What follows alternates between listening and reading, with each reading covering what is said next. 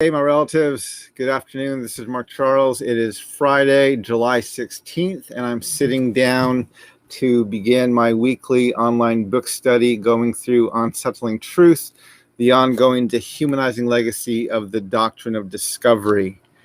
This week, we're going to be looking at Chapter 8. Chapter 8 is titled Genocide, the Impact of a Dysfunctional Theology. And so we're going to be discussing this chapter.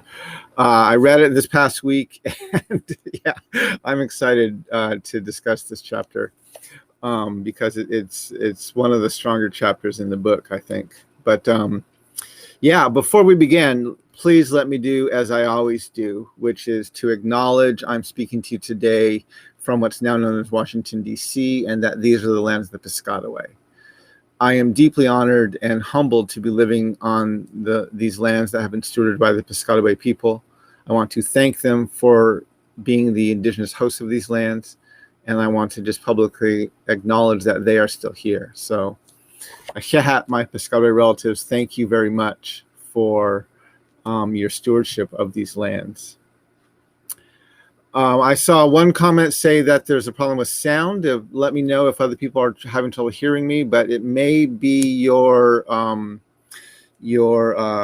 mic or your speaker if it's not, because I think we tested it before we went live. But if you have trouble with the sound, please let me know. Anyway, so today we're going to be studying, looking at Chapter 8. And Chapter 8 is, again, we're looking now that the first several chapters wrestled with the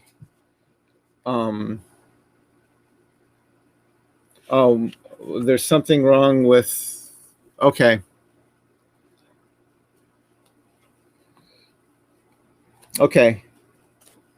That's right, we'll just ignore it. Hit refresh on there. We're trying to get it out on my Twitter account, and apparently it's having a few problems. But anyway, so today we're going to be looking at Chapter 8, Genocide, the Impact of a Dysfunctional Theology. And after the first several chapters established the dysfunctional worldview and theology that came from the Doctrine of Discovery, now we're looking at kind of the fruits of that. And last week we looked at settler colonialism, and this week we are looking at the history of genocide that came out of it. And actually, so in writing this chapter, there were several things that we wanted to highlight in this chapter. And one was something that it was a hard place to find where do we want to put this sense. But we began this chapter by talking about the relationship to land. And if you've read through the chapter, this is the chapter where we lay out the Doctrine of Discovery in regards to the Supreme Court cases and how it uses the Doctrine of Discovery as the legal precedent for land titles. And in this first section, we begin talking about how integral, how vitally important the relationship between people and land is. And then we draw the distinction regarding kind of Western European colonialism and how they had this understanding that you could purchase land. And so their relationship to land was not based on their stories and their history in the land. Their relationship to land was based on a financial transaction. And there's actually a couple paragraphs on page 118 and 119 that I wanted to highlight here. It's the last paragraph on page 118, and then the first paragraph on page 119. I just want to read them for you so we can all have them kind of in front of us. One of the central mediating narratives of American society is the right to own property. It is one of the defining characteristics by which Americans can identify themselves as American. Those who are indigenous and the original occupants to the land can be seen as standing in the way of the assumption of the American right to own land.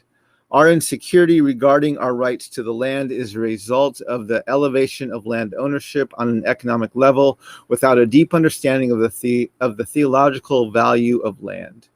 The acquisition of native lands was often in violation of the colonists' own laws and revealed an usurping of lands from the rightful owners.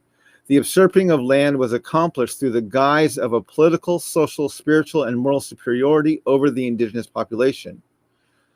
To the people whose claim to the land is based upon conquest and possession rather than a deep connection to the land, there is an implicit insecurity. Let me read that one more time. That's a very important sentence. To the people whose claim to the land is based upon conquest and possession rather than a deep connection to the land, a history with the land, there is an implicit insecurity. The majority culture's right to the land can be called into question, and therefore the myth of redemptive violence allows the majority culture to use violence to cement ownership of the land. One of the things that we're trying to highlight in the first section of this paragraph actually comes from the metaphor that I use frequently when I talk about being native in the United States, which is this metaphor of the grandmother being in the house. And there's a grandmother in the house. She's been violently put into an upper room by people coming into the house. They've locked her up there. They've forgotten about her, and there's now they're having a party inside her house. And the thing that's the most painful to this grandmother, right, is that no one understands or acknowledges her presence in the house, her history with the house, her understanding of the house, her use of the house. And yet, one of the reasons I think that metaphor is so effective in communicating this is because it actually taps into the insecurity that the people who are attending the party, even throwing the party, are feeling, which is they're feeling an insecurity that they're having a party in a house that they've stolen, that they've unjustly taken possession of, that they have no right to. And there is an implicit insecurity, and that metaphor kind of taps into that, even though it doesn't call it out. And it talks about one of the desires of the grandmother is that the people who are throwing this party, who think they own the house, would come up into the room she's been locked into, sit down next to her, acknowledge her, and thank her for allowing them to be in this house. And that metaphor taps into the insecurity that we are highlighting here, which is when you steal something, when you unjustly acquire something, you immediately feel insecurity. You feel that sense of insecurity. You feel it just becomes a part of you. You know, one of the examples I use when I speak all the time is people who steal cars for a living. They're very concerned their car might be stolen. People who are unfaithful in their relationships, who commit adultery, are terrified that their partners are cheating on them, right? Because when you act unjustly, when you act irresponsibly, you feel the insecurity and you're afraid of having that visited back upon you. And so this is something that I observe frequently when I interact with white people, which is there's a huge insecurity in their position in these lands. And when I was living on the reservation, when I was with our native communities, when I was among our people, I felt a much greater sense of just presence and understanding of who we are within these lands. And, you know, I remember the story. And in this chapter, I actually tell the story of walking through the fields with one of my neighbors out in the Hogan. And us having a conversation about immigration. And that's just one example. I actually gave another example of walking through the land with that same neighbor in the foreword I wrote for Sarah Augustine's book that came out just a few weeks ago about the Doctrine of Discovery. And I talk about another experience of walking through the land with this neighbor. And one of the things I realize is walking through these lands where my neighbor, not only did my neighbor, the man I was walking with, have stories about these lands, but he had generations of stories of the people in those lands and what had taken place there and what had happened there. And then when you start talking about the traditions of an entire group of people, an entire native nation, a tribe, and you have stories about how this mountain got settled here and how this river got established there and how these things were put there by Creator for the purpose of living in these lands. And that gives you a very deep, deep connection to the land. Right? This is the same reason why the United States of America, after stealing the Black Hills, carved the faces of some of their most genocidal presidents into them. This was a desire of white colonialists to try and claim some of these lands, not by saying we have an understanding of the history of these lands and we know how they came about and so on and so forth, but they said, no, we have these lands and we carved our faces into them, and so now we have a history here, which is, again, not accurate whatsoever. And so there's this insecurity that I observe when I travel around and I speak with non-native peoples. And one of the things I want to share with you, and this was an article I wrote. I remember this was back during the years with the Obama presidency. And during his last year in office, he traveled to Alaska and was a part of kind of renaming Mount McKinley, which was the name we know it by, the country knows it by, back to its indigenous name, which is Mount Denali, which is the name the Athabascans have had for that mountain for eons. And it was a fairly public thing. It was seen as a very good step for Indian country. And there was a lot of discussion about that. So I want to share with you a link that first I'm going to share a link. If you'd like to get a signed copy of the book, Unsettling Truths, I put a link there in the comment section. And now I want to share an article that I was asked to write. So around this time, while this is happening, and President Obama is in the process of helping rename Mount McKinley back to Denali, an evangelical Christian group, Sojourners, came to me, and I had done some work with Sojourners in the past, and they asked me to write an article about why this renaming was so significant for Native peoples. And so I accepted their invitation to write this kind of op-ed, this piece for their magazine, Sojourners. But the article I gave them was not about why this was significant for Native peoples. It was about why this was significant for white people. And I'm going to share that link there. And I actually just want to read this article. It's not very long. Let me bring it up here on my screen. Just a second here. Sorry, I should have had this ready beforehand. But yeah, I want to read this because it gives some more of this insight into how, as Native peoples, we view these lands. And so I shared the link in the comments, and I'm also just going to read it here for you. It's titled A Native Perspective on the Renaming of Denali. On Monday, September 1st, during a trip to Alaska, President Obama announced that the highest peak in North America would be officially restored to the Athabascan name of Denali, which means the tall one. This is the name the Athabascan people have used for the mountain for centuries. In 1896, a prospector emerged from exploring the mountains of central Alaska and received news that William McKinley had been nominated as a candidate for president of the United States. In a show of support, the prospector declared the tallest peak of the Alaskan range as Mount McKinley, and the name stuck. McKinley went on to become our 25th president and was tragically assassinated just 6 months into his second term, but he never set foot in Alaska. And for centuries, the mountain that rises some 20,000 feet above sea level has been known by another name, Denali.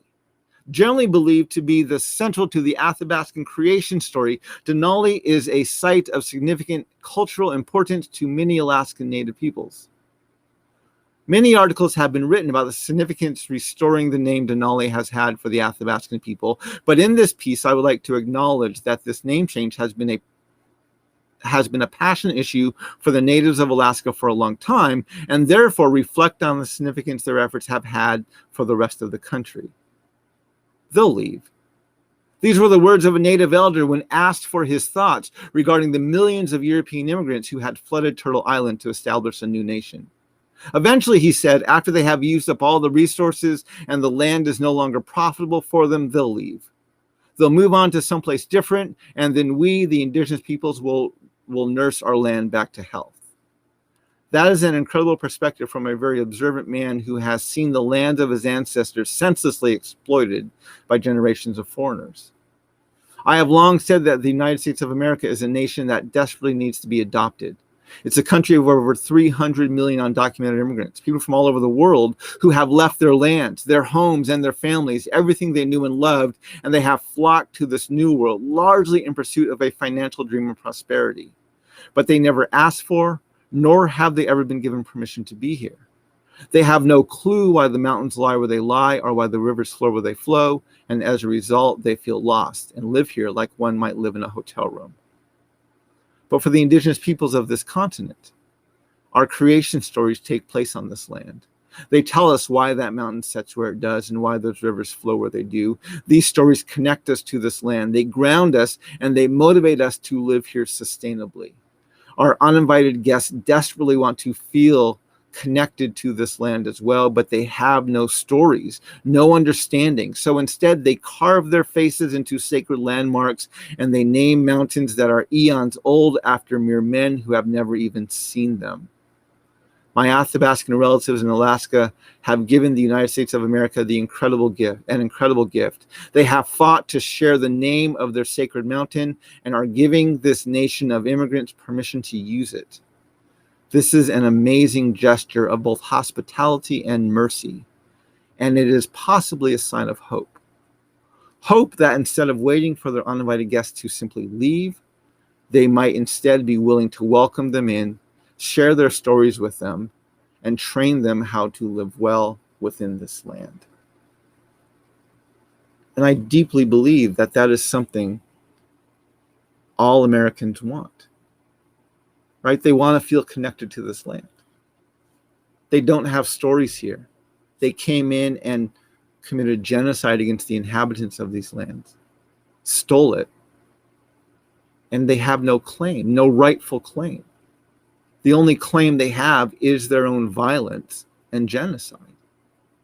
And so they feel this deep, deep, deep insecurity. And so I saw what the Athabascan people did in allowing this nation to return to using the name Denali for the highest peak on the continent was a gift, an absolute gift to these undocumented immigrants from Europe who acted like they were owning the place. And so this is the mindset we're trying to get into in this first section of this chapter, of how deeply lost and even insecure most Americans feel in this land, because they know at the end of the day, their only claim to this land is their own unjust and genocidal violence. And that doesn't feel good, no matter how brave of a face you put on. The second section, which begins at the bottom of page 119, is titled Richard Pratt and the Indian Problem. Now, over the years, as I've studied the Doctrine of Discovery, there are several articles that were hugely formational in my thinking about this doctrine and the things that we wrote in this book.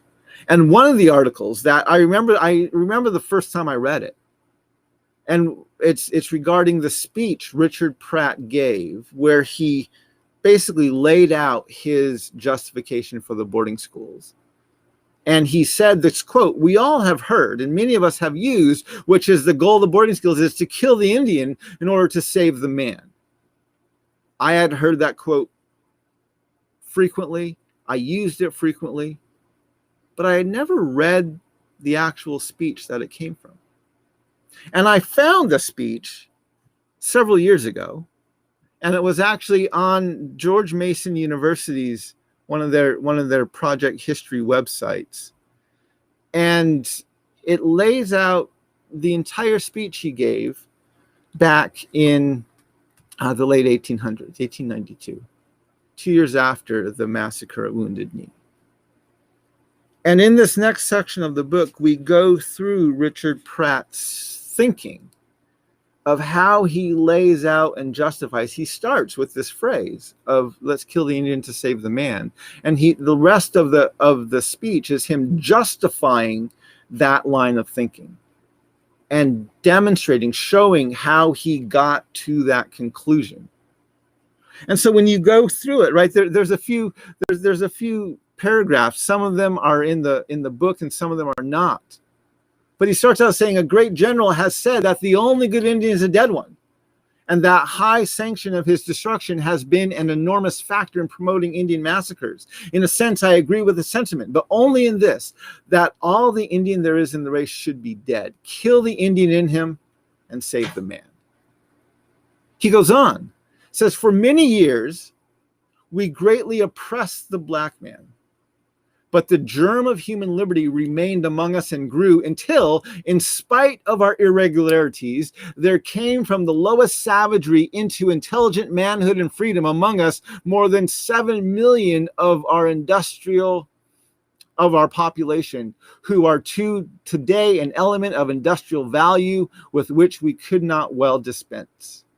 He's talking about the African Americans who were brought here and enslaved, and now they have been freed and are civilized. This is what he's stating.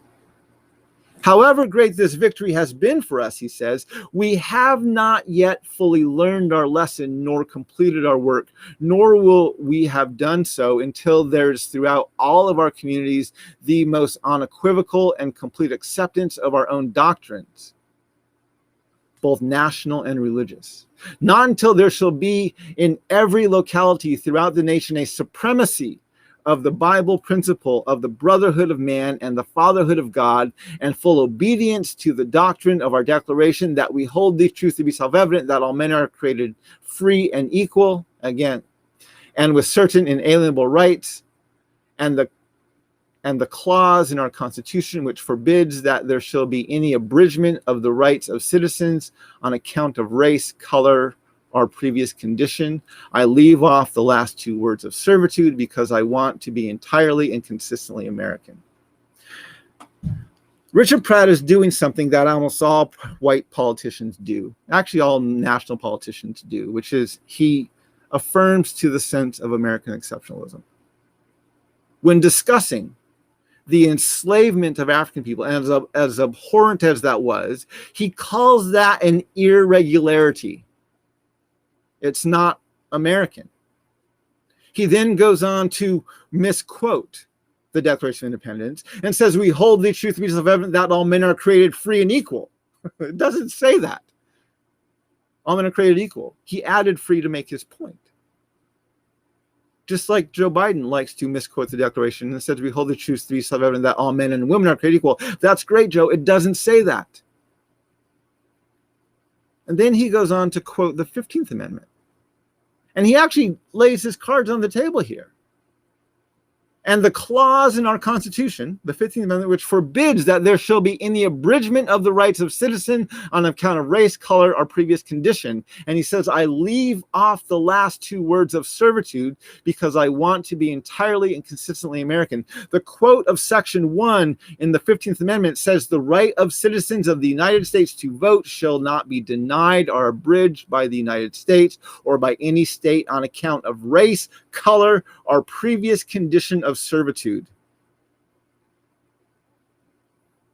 Richard Pratt took off the words of servitude because he wanted to be entirely and consistently American. In other words, he's saying slavery, holding people in servitude against their will, is not American. And that's Not true. It's absolutely American. It was written into our Constitution. It's a part of our Declaration of Independence. It's a part of our founding document. It's embedded in the Doctrine of Discovery that influenced the history of this land. No matter what Richard Pratt or Joe Biden or even President Obama, when he said, we hold the truth to be self-evident that all men are created equal, or when he said, our Constitution begins with three simple words, we the people, words we've come to recognize mean all the people. That sounds great. It's not true. We've never decided that. So Richard Pratt is doing what all of these other politicians from the two parties do, which is they're reframing the flaws in our foundations to say those were irregularities and they are not consistent with what it means to be an American. And that does not acknowledge the problems that we have. He then goes on to say, inscrutable are the ways of providence. Horrible as were the experiences of its introduction and of slavery itself, there was concealed in them the greatest blessing that was ever to come to the Negro race. 7 million of blacks from cannibalism in darkest Africa to citizenship in free and enlightened America. Not full, not complete citizenship, but possible, probable citizenship, and on the highway and near to it. So what he's saying here, and actually previously in the paragraphs before these two paragraphs, Richard Pratt is acknowledging how abhorrent enslavement was and how it was absolutely wrong. But in drawing these conclusions, what he's saying is, as horrible as the sins of white people were, they were beneficial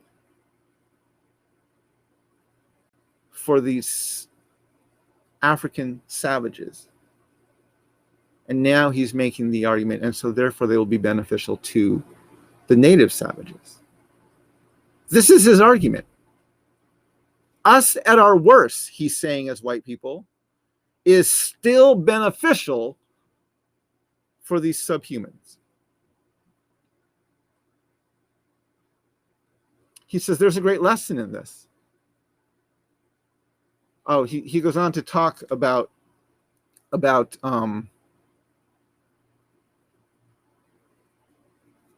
enslavement. He said there's a great lesson in this. The schools did not make them, the African people who were enslaved, citizens. The schools did not teach them the language, nor make them industrious and self-supporting. Denied the right of schools, they became English-speaking and industrious through the influences of association. Scattered here and there under the care and authority of individuals of the higher race, white people, their white slave owners, they learned self-support and something of citizenship, and so reached their present place. No other influence or force could have so speedily accomplished such a result. Left in Africa, surrounded by their fellow savages, our 7 million of industrious black fellow citizens would still be savages. Transferred into these new surroundings and experiences, behold the result. They became English-speaking and civilized. This makes you just want to throw up, right? This makes you want to throw up. He goes on to talk about, so he says it wasn't education that civilized these savage Africans. It was allowing them to associate with the people who were enslaving them that accomplished this. And it happened so quickly. We couldn't have done it any faster. Then he goes on to talk about how the native tribes are actually using education. And he says the 5 civilized tribes of Indian territory, Cherokee, Choctaws, Chickasaws, Creeks, and Seminoles, have had tribal schools until it is asserted that they are civilized. Yet they have no notion of joining us and becoming part of the United States. Their whole disposition is to prey upon the hatch of claims against the government and to have the same lands purchased and repurchased and purchased again to meet the recurring wants growing out of their neglect and inability to make use of their large and rich estates. So saying even though the native nations, these 5 tribes, the 5 civilized tribes, the Choctaws, Cherokees, Chickasaws, Creeks, and Seminoles, are using education, and they're appearing to be civilized. They're still not part of us. They still don't get the value of land ownership. They're still savage in their thinking. And now they're taking advantage of us, he's complaining. And he says that we make our greatest mistake in feeding our civilization to the Indians instead of feeding the Indians to our civilization. Think about that. We make our greatest mistake in feeding our civilization to the Indians instead of feeding the Indians to our civilization.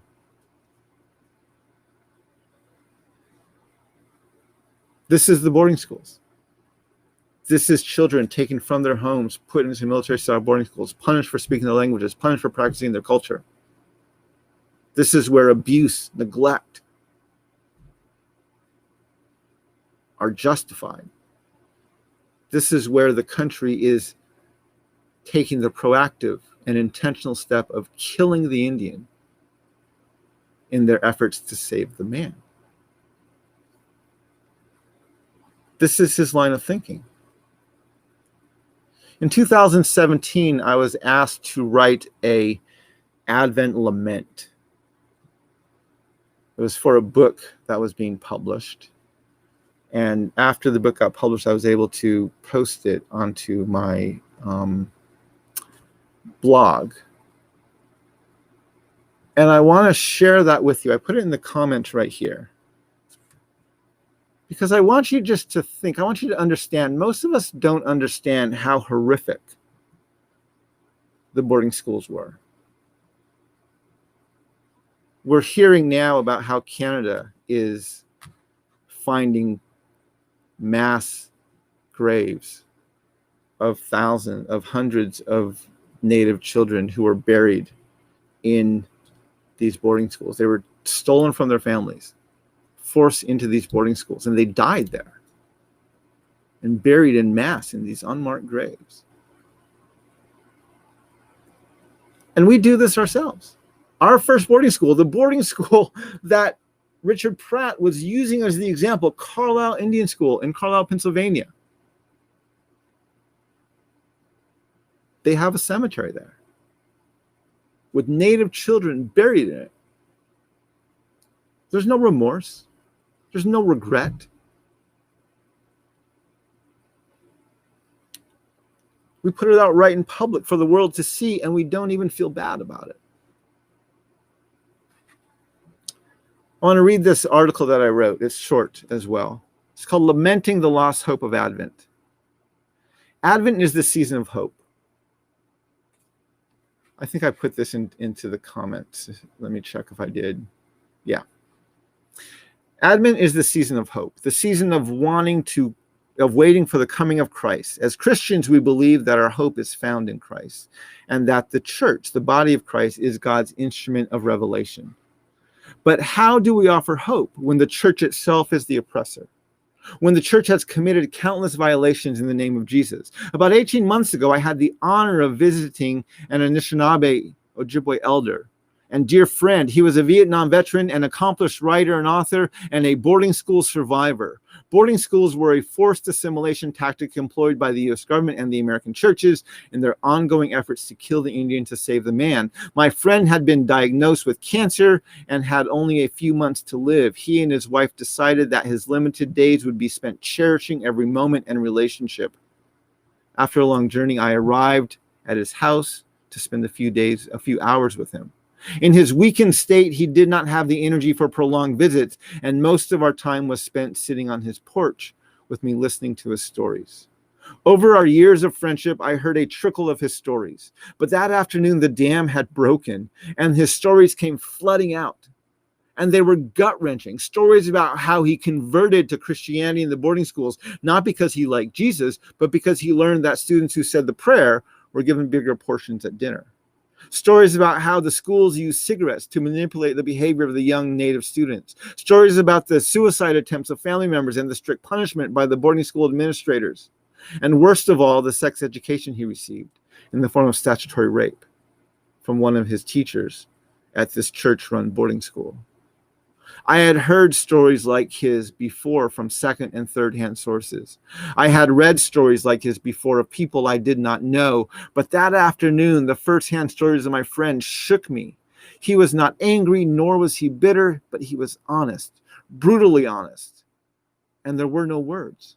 There was nothing I could say. He was trying to make peace with his past and was deeply wrestling with his pending death, and there was nothing I could say. He knew I was a Christian, but he was not looking for Christ, nor did I know how to offer Christ. So we sat there.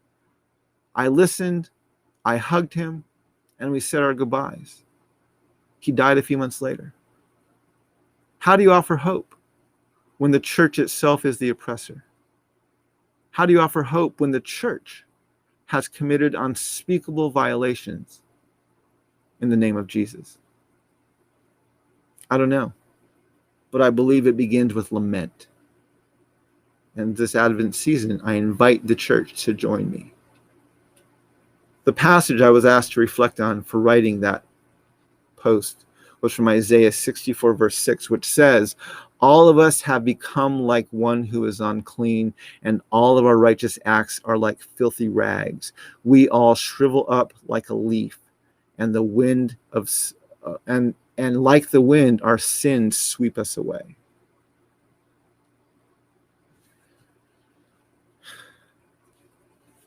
Boarding schools were horrific.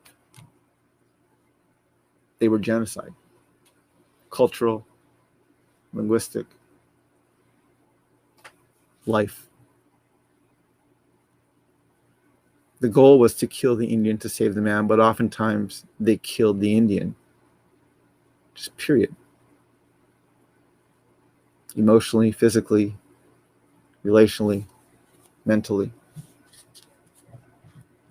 It was genocide.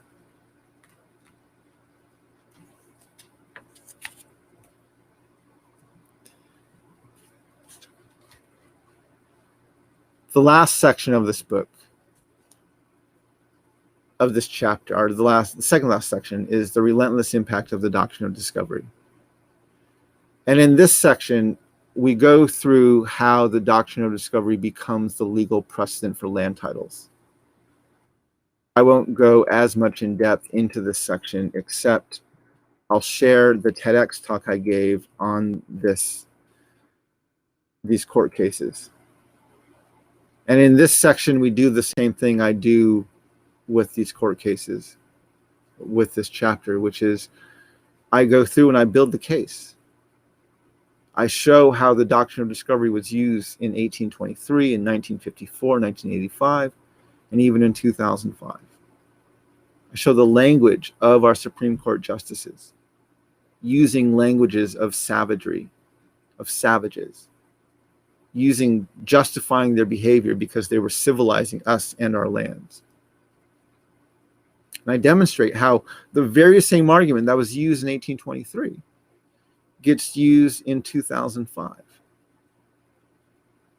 The justice who wrote the opinion in 1823 is largely considered one of the greatest justices in the history of our nation, which is John Marshall.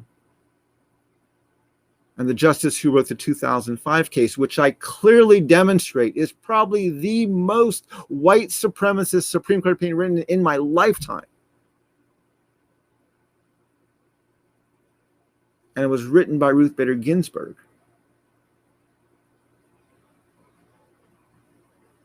who had a legacy of being the voice of dissent in the conservative Supreme Court. The narrative our country likes to put forward, at least on the liberal side, is that conservatives, Republicans are bad and Democrats are good. No. They're both corrupt. They're both implicitly biased and explicitly biased with the lie of white supremacy. John Marshall, the bookends of John Marshall and Ruth Bader Ginsburg demonstrate that when your land titles are based on the legal understanding that natives are savages, white supremacy becomes a bipartisan value. This is not an irregularity. This is not just this person's problem. This is what our nation was founded on. It's a bipartisan value. And we lay it out as clearly and as succinctly as we can in this chapter. In the last section is titled Whose Land? This is also a story I've told numerous times regarding immigration reform. I talk about how I'm out herding sheep with one of my neighbors when we're living in the Hogan out in the middle of the reservation. My neighbor is a boarding school survivor, speaks better Navajo than English, spent much of his life on the reservation, has a 3rd to 5th grade education. And we're walking through the fields one day, and I asked him, because President Bush in 2003, when we were having this conversation, was in office, and he was initiating a dialogue on immigration reform, and the country was all up in arms about it. And I asked my friend, how do you feel? What are your thoughts? He said, well, as long as there's so many of them here, maybe we shouldn't worry about borders anymore. Again, if you're anywhere else, you think we're talking about the 14 million undocumented who've come over the southern border. Because we're both native, because we're on a reservation, because he's a boarding school survivor, you have to stop and ask, is he referring to the 14 million or the 300 million undocumented immigrants pouring into these lands since 1492? And I want to read the last section of this, because it's a very strong ending. What most Americans miss regarding immigration reform is that without natives at the table, the United States of America is incapable of comprehensively or justly reforming immigration law. Without natives at the table, one generation of undocumented immigrants is trying to decide what to do with another generation of undocumented immigrants. There is no integrity in their dialogue. It does not matter if you plan to build a wall to keep people out or you are working to open the gate to let people in. Neither of those decisions is yours to make alone. When you are in the possession of stolen property and the people you stole it from are right in front of you, the only thing to do is give it back. The only just thing to do is give it back. Whether you are attempting to hoard it or to share it is irrelevant. Both actions are unjust. White people are not superior to anybody. Turtle Island is not Europe's promised land, and you cannot discover lands that are already inhabited. And that's the end of that chapter.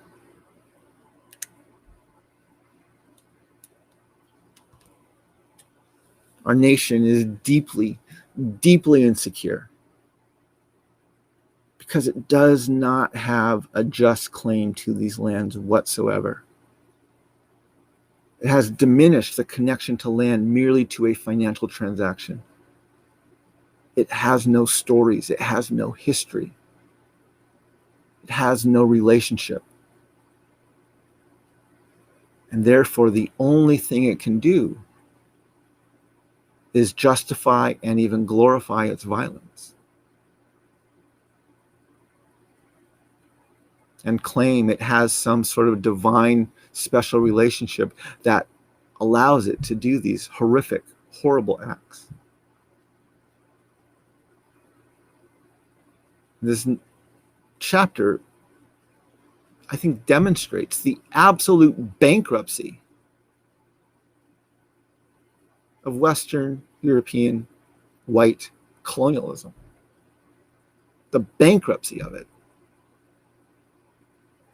Which makes it all the more laughable that now these white European men,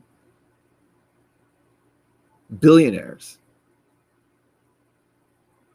from South Africa, from the UK, and from the US, are in a race, billion-dollar race, to space in order to exploit it and colonize it. We need to unlearn. We need to do something different. The path we are on is absolutely bankrupt. And that's what chapter 8 is trying to communicate. If people have any questions, I'm happy to go through. My colleague Phil is helping me with this. He's a great partner in this work and helps me kind of sift through some of these things on my live streams. And he's been kind of monitoring some of the questions and what's going on in the live stream. So if there's any questions, Phil, that you would like me to look at, either repost them as a comment or text them to my phone, and we can try and get them back up here. But yeah, if there's any questions people have, I'm happy to take some time now to try and answer them.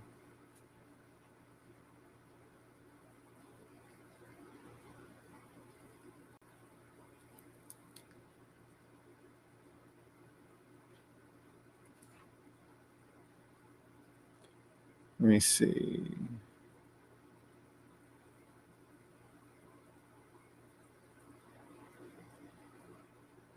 Any questions anybody has? What is the root of these problems? These problems are tied.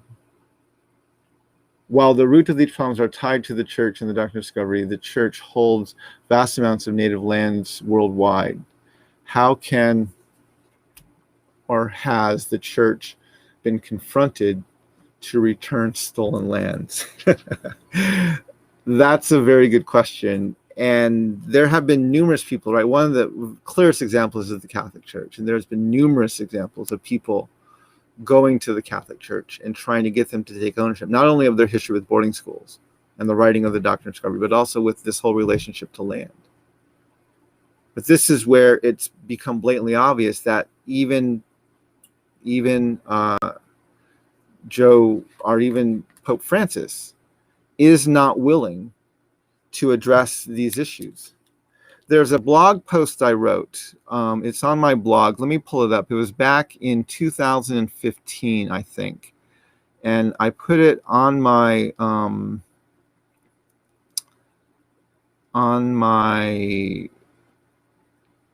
website.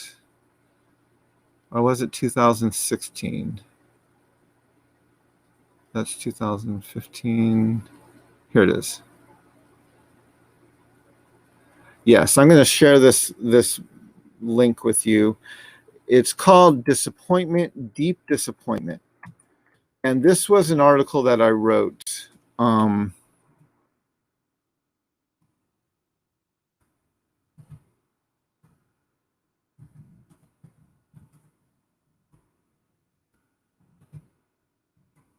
After Pope Francis's visit here to the United States. And he spoke to a joint session of our Congress. And I actually moved here to DC from the Navajo Nation in 2015 because I wanted to see if there was any possibility of getting Pope Francis and President Obama to work together to address more directly or head-on the Doctrine of Discovery. Pope Francis had already been in South America, I think it was in Bolivia, where he used language of apology regarding the treatment of Native peoples. And he seemed to have the prophetic courage to speak truth to power, right? He drove around our country in a Fiat to kind of thumb his nose at big oil. And he seemed to have that kind of courage. And in his speech, when he was talking to our Congress, he acknowledged his deep respect for Native peoples. He acknowledged the history of violence and injustice against Native peoples. And then he said to the white landowning men who sit in the U.S. Congress, but it is difficult to judge the past by the criteria of the present. Which, ironically, is the same thing he said about holding Catholic priests accountable from decades ago for their abuse and sexual abuse of children. And so he made it very clear he was in no way, shape, or form going to address these injustices, at least not on a stage where everybody was watching and looking. He may say something to that off in the quiet corners of South America, but he will not say it to the white landowning men who are of the U.S. Congress. And on top of that, the day before, he canonized Junipero Serra. And so this is just another example of how he was not, doesn't have the courage. And I've seen individual churches and smaller groups do things more effectively. I have not seen whole denominations or large institutions be willing to address this head on. There's a book, and I want to actually share it here. Let me grab it. I should have sat down with it. It's a book written by Sarah Augustine. It's called The Land Is Not Empty. And Sarah is an incredible voice about the Doctrine of Discovery. She published this book. It came out this summer, just a few weeks ago. I actually had the honor of writing the foreword for that book. And I highly recommend it because she has a lot of experience of dealing, even in the last few decades, of how land is continually being stolen from indigenous peoples around the globe. And it's a very eye-opening book. Her integrity and her voice is very clear, and I highly recommend that you get this book. It's called The Land Is Not Empty. I think you can get it on Amazon. You can get it other places around the web. I highly recommend reading it, and it will give you a really good understanding of what's going on globally right now regarding the Doctrine of Discovery. Any other questions? So thank you for asking that question. I hope that gives some semblance of an answer. Any other questions regarding this?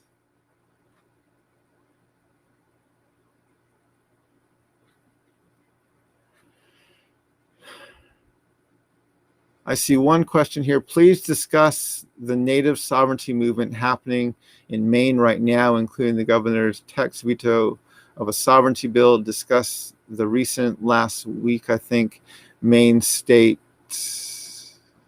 Let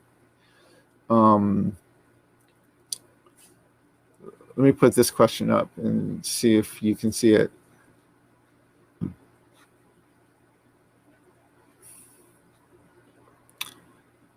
Maine State Supreme Court decision stating that the Penobscot River from the Penobscot people in the context of the Doctrine of Christian Discovery. Unfortunately, I don't have all of the details and context about that, but I will try to look into that and see if I can talk about it over one of my cups of coffee, my second cups of coffee in the next few weeks. But thank you for making me more aware of that. I will do some looking into that. I don't have a link for me right now regarding, someone else is asking about a link to Sarah's book, Sarah Augustine's book. But I know if you just search it, The Land Is Not Empty, you should be able to find it. I don't know if there's a preferred place she wants people to buy it, but I know I've seen it on Amazon. I've seen it on other bookstores around the country, and I think you can get it from the publisher as well. So I highly recommend just searching the book, The Land Is Not Empty, and you'll find places online where you can purchase it. Any other questions? Here's one more question. You mentioned lament. How do we, as a body, foster a culture of lament? That's a very good question. And I'll end with that question because I try to keep these under an hour. The co-author of my book, Soong-Chan, he wrote a book himself. It's called Prophetic Lament. And in his book, he actually goes through how anemic the church is at the process of lament. It's a well-read book. It's been very well received. I highly recommend that book. It's called Prophetic Lament. Soong-Chan is the author. And he goes into depth about our nation's history, primarily with African Americans, but looking at how anemic our church is, well, the Western church is at lament, and how it always has to end with triumphalism and kind of the advancement of itself. One of the things I like to point out is it's very difficult to lament when you believe in your own exceptionalism. It doesn't give us space to lament. And so this is where I'm adamant, and the way we talk about it in the book is the way for the church to engage in this dialogue. We're past the point where the church can lead this dialogue. That is clear. The church can't lead this conversation. But for the church even to engage in it, its doorway, its pathway into that engagement is through the process of lament. And lament, I would say, is not a repentant. It's not even a turning around. Lament is merely sitting in the brokenness and allowing yourself to acknowledge how broken the situation is, and even understanding your own complicity in the brokenness. This is why we don't lament, because it means looking at the crap that you're sitting in and even staying there longer so that you can sit in that lament and understand it even better. And if you believe in your own exceptionalism, you don't want to do that, which is why the American church rarely, if ever, laments, right? Even Good Friday, we have to end our Good Friday services by saying, well, Friday's here, but Sunday's coming, right? Because we can't sit and lament. We can't sit in a place of brokenness. And so part of it is retraining ourselves to look about, think about, and find hope differently. And to understand that God actually meets you in lament. When you read the scriptures, you will see that God meets his people in lament. He doesn't come quickly, but God does show up. Always. But it means often sitting in a space of lament past the point where you feel comfortable with it. And so I think that's one of the things I want to challenge you to, is to sit in this place of lament and allow yourself to acknowledge the brokenness that's taken place. Do it in a controlled, even a safe environment. But allow yourself to be impacted by the history and what's happened. Read books that make you uncomfortable. Study history that makes you feel uncomfortable. And rather than trying to fix it, think about it. Just acknowledge it and sit there and let the fixing come. And that will come. But first we have to understand the depth of the problem. And this is the problem, is most Americans don't understand the depth of the problem that we're facing. So that's a very good question. I appreciate that. And I encourage you to read the book, Prophetic Lament, by my co-author, Soong-Chan. Highly recommend his book. I hope this is all. I want to try to end this before we get to 60 minutes, and we're at about 58 minutes right now. So thank you, my relatives, for joining me for this book study.